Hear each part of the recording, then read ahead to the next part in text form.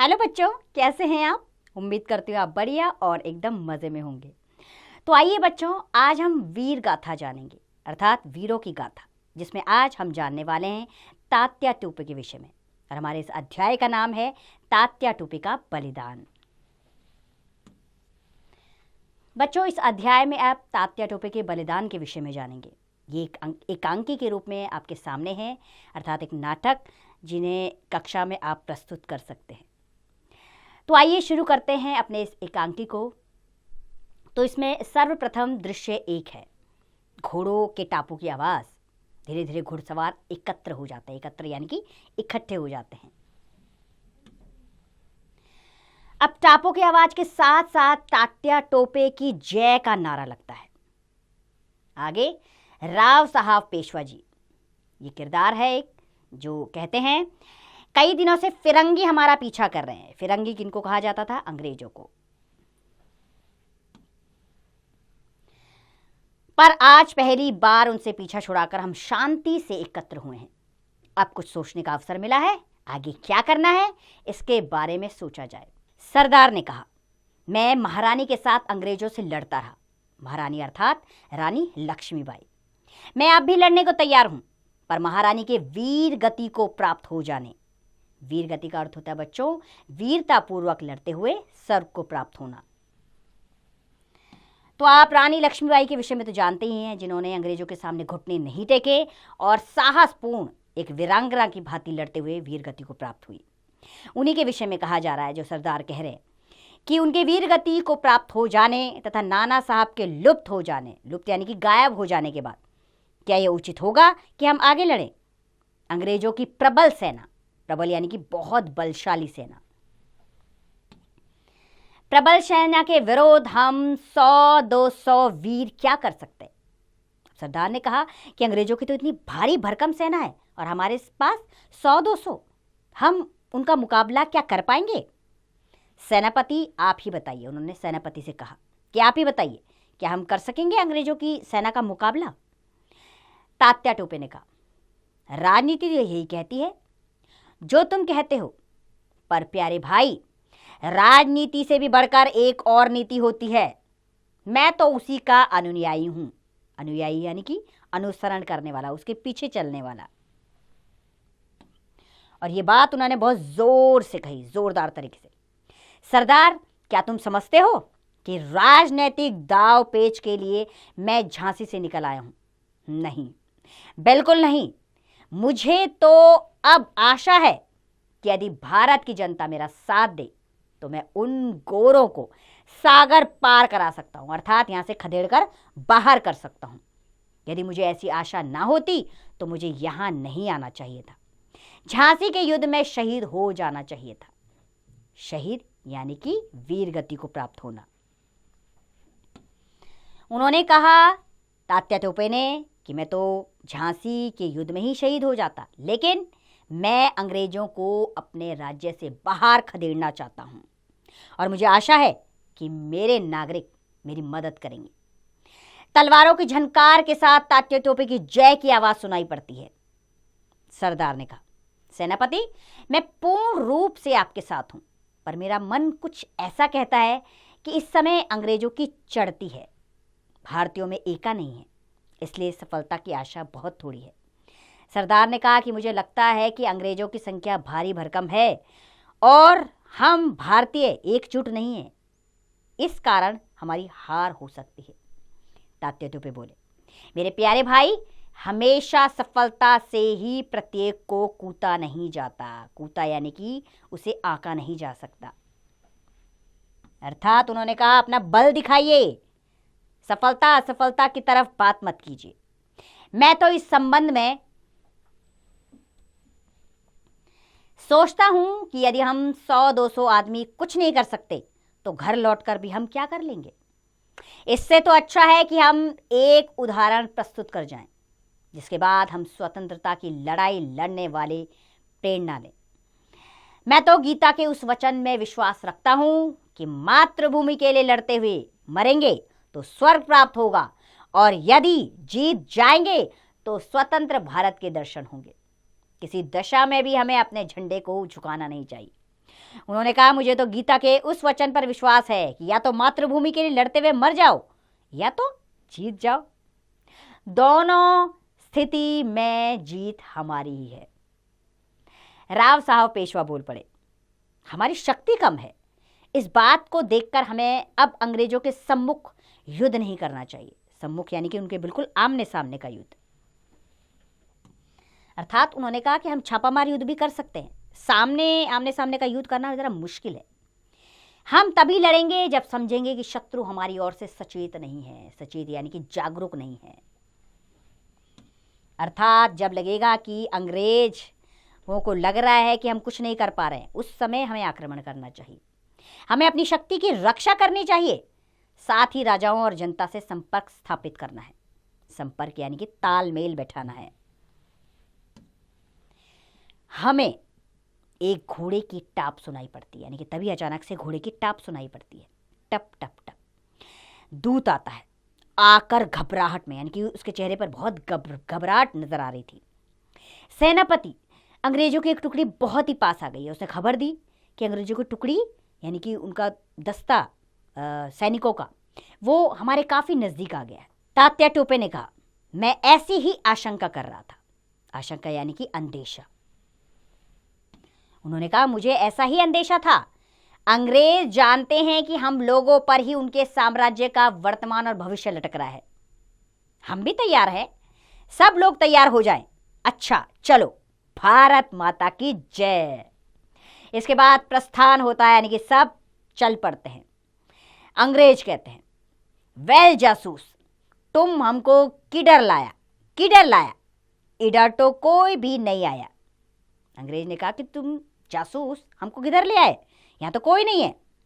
जासूस ने कहा घबराहट में बोलता हुआ, हुजूर अभी तो यहीं थे, देखिए ना चारों तरफ की झाड़ियां घोड़ों ने रौंदी हुई हैं, यानी कि घोड़ों के चलने की आहट है, तभी तो ये झाड़ियां टूटी फूटी हैं। ये देखिए घोड़े की एक नाल, वे अभी यहीं थे। अंग्रेज, ये लो तुम अपना बख्शीश।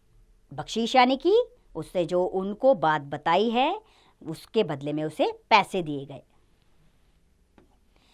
तो गिनने में 5 रुपयों की आवाज, क्विक मार्च, घोड़े की टापों की आवाज सुनाई पड़ती है। अब दूसरा दृश्य आरंभ होता है। राव साहब पेशवा, यह तो बड़ा अनर्थ हुआ। अनर्थ यानी कि बहुत ही खराब काम हो गया। कई दिनों से भागते भागते हमारी सेना इतनी थक गई है कि अब वह भाग नहीं सकती। सेनापति, अब क्या राय है? तात्या टोपे ने कहा, अब भाग नहीं सकते तो लड़ेंगे। मैंने तो यही सीखा है, किसी भी हालत में खड़े खड़े शत्रु के हाथों में आत्मसमर्पण नहीं करना है। आत्मसमर्पण यानी कि अपना समर्पण नहीं करेंगे। तात्या टोपे ने कहा कि बिना लड़े अंग्रेजों को हम जीतने नहीं देंगे। या तो करो या तो मरो। यदि भाग्य ने यही तय कर रखा है कि हमें शहीद होना है तो हम उसके लिए प्रस्तुत हैं, यानी कि हम तैयार हैं शहीद होने के लिए। राव साहब पेशवा बोले, शत्रु की सेना के पास 4 तोपे भी हैं। उनकी सेना के पास और भी शस्त्र मालूम होते हैं। वे हमारी ओर बढ़ रही है। तात्या टोपे, अभी कुछ भी सोचने का वक्त नहीं है, चलो और शत्रु पर टूट पड़ो। राव साहब पेशवा, ठहरिए, देखिए सामने शत्रु सेना ठहर गई है। उनमें से एक व्यक्ति जो निहत्था है, निहत्था यानी कि जिसके हाथ में कोई हथियार नहीं है, बिना हथियार के जो निहत्था है हमारी तरफ आ रहा है। शायद वह कुछ संदेश ला रहा हो। सरदार ने कहा, शायद वह संदेश ला रहा हो कि हम बिना लड़ाई के आत्मसमर्पण कर दें, यानी कि वो संदेश ला रहा हो कि लड़ो मत, अपना आत्मसमर्पण कर दो क्योंकि तुम्हारी मौत निश्चित है। तात्या टोपे ने कहा, ऐसा कभी नहीं हो सकता। मैं तो कहता हूं कि आगे बढ़कर लड़ाई आरंभ कर दी जाए। राव साहब पेशवा, नहीं सेनापति जी, ठहरिए। दूत अवधेय होता है। अवधेय यानी कि उसका वध नहीं किया जा सकता, यानी कि दूत इधर से उधर संदेश पहुंचाने का काम करता है, उसका वध नहीं किया जा सकता। ये बात चिल्लाकर बोली कि सुनो जी दूत, तुम किस लिए आ रहे हो? यदि इसलिए आ रहे हो कि हमें लड़ाई से रोकना चाहते हो तो वहीं से लौट जाओ। हम भी तुम्हारे पीछे पीछे आ रहे हैं, दूत ने कहा पास आता हुआ। हम आपको लड़ाई से रोकने तो आए हैं, पर जैसा आप समझते हैं वैसा नहीं। पास आकर तात्या टोपे की जय। मैं आपको प्रणाम करता हूं वीरवर। यह ना समझिए कि केवल आपके ये अनुयायी ही आपके साथ हैं। आज समुद्र से हिमालय तक लाखों भारतवासी देश को स्वतंत्र देखना चाहते हैं। हमारी सेना आपकी है, आज्ञा दीजिए। एड़ियों को पटक कर सलामी देता है। मैं सलामी देता हूं। तात्या टोपे ने कहा आओ आओ, तुम मेरे भाई हो। तुम्हारे जैसे वीरों के भरोसे पर ही मैंने इतने बड़े शासन से युद्ध उठाना है, नहीं तो हम 200-400 आदमी क्या कर सकते हैं। राव साहब पेशवा बोले यहां कोई अंग्रेज सेना नहीं है, नहीं तो चलकर पहले उन्हीं को खत्म कर लें। दूत ने कहा नहीं, यहां कोई अंग्रेज सेना नहीं है, पर जल्दी ही एक बड़ी सेना आ जाएगी। उनके आने से पहले ही हमें कुछ सोच लेना पड़ेगा। तात्या टोपे बोले हमें अपनी शक्ति नष्ट नहीं करनी है। पहले बूंद बूंद कर सागर बन जाने दो, फिर हम पहाड़ को भी ढा देंगे। चलो हम लोग अपने और भाइयों से मिले, वे प्रतीक्षा कर रहे होंगे। स्वतंत्र भारत माता की जय। घोड़ों की टापों की आवाज दूर तक जाती है। फिर उधर से स्वतंत्र भारत माता की जय, तात्या टोपे की जय की आवाजें आती हैं। दूत धोखा देकर तात्या को अंग्रेज अधिकारियों के सामने ले जाता है। अब दृश्य 3 आरंभ होता है। पर्दा उठता है। अदालत में तात्या और जज है। जज ने कहा तुमने सरकार को धोखा दिया, इसका न्याय होगा। तात्या टोपे ने कहा यह न्याय का तमाशा क्यों कर रहे हो? मैं जानता हूं कि अंग्रेजों के विरुद्ध लड़ने के कारण मुझे फांसी होगी, फिर यह ढोंग क्यों? ढोंग यानी कि बेकार का दिखावा। मैं ना तो कोई न्याय चाहता हूं और ना इस मुकदमे में कोई भाग लेना चाहता हूं। उसने कहा मुझे कोई न्याय की उम्मीद नहीं है आपसे, और ना ये मुकदमा मेरे लिए किसी काम का है। जज ने कहा नहीं, तुम्हारे साथ न्याय होगा, तुमको जो कहना हो कहो। तात्या टोपे बोले अरे अंग्रेज, न्याय के नाम को बदनाम मत करो। मैं हार गया, मुझे सीधे से फांसी दे दो। न्याय तो तब होगा जब हमारे देशवासी जागेंगे। उन्होंने कहा उस दिन न्याय होगा जिस दिन ये पूरा देश एकजुट हो जाएगा।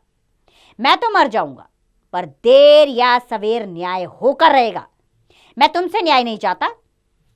जज ने कहा महारानी का राज्य तो अमर रहेगा, क्योंकि यह कानून का इंतजाम पर खड़ा है। तात्या टोपे निराधार, यानी कि जिसका कोई आधार ना हो, उसे कहते हैं निराधार।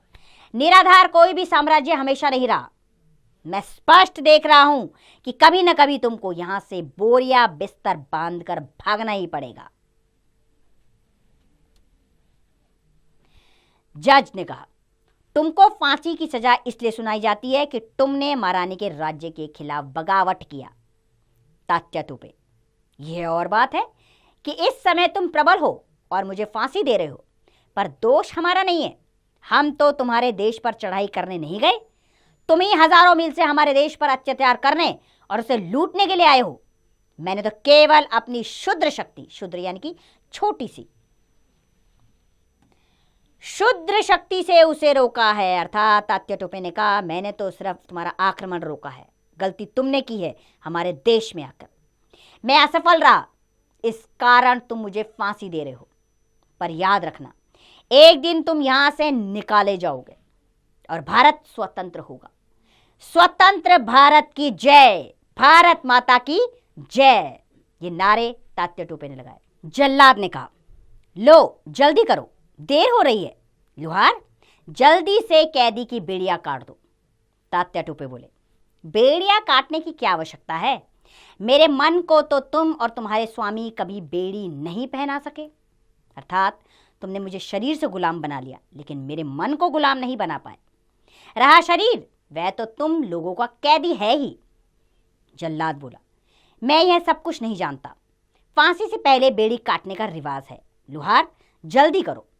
बेड़ियां काटने की आवाज, अंत में बेड़ियां काटकर अलग कर दी जाती हैं।